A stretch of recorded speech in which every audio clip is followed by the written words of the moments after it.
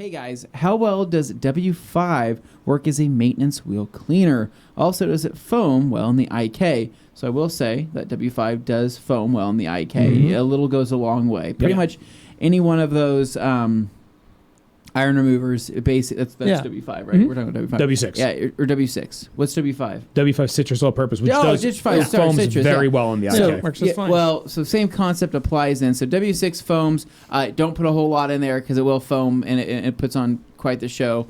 But the Citrus CPC, you can probably go, I'm going to say 10-1 is pretty much where you would want to go on the IK foamer. Yep. Yeah. And for as a maintenance wheel cleaner, what do you say? 10-1, 20-1 for cleaning wheels? 10-1. 10-1. 10-1's good. Okay. And we have it in both. We have it in the IK foamer and the IK non-foamer. Basically, so W5, you can get it because maybe explain this further for people.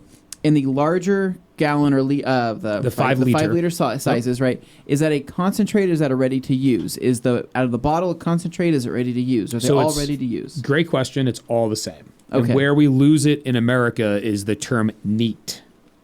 So if you look in the bottle, it says can be used neat or diluted. You mean kind of like a mixed drink? Neat is straight. Oh. Yeah. So it can be used straight, therefore it would be looked at as a ready to use product. It's drink terminology. However, right, I'm a big fan of it going longer, so I'm always diluting. Just like me, I like my Diet Pepsi neat. Yes, straight. Straight. So then he cuts it with other kinds of Pepsi. No, which we're trying the Pepsi Zero I thought Sugar. You mix in a little diet, a little regular. Oh, I do like to do that. I do like that.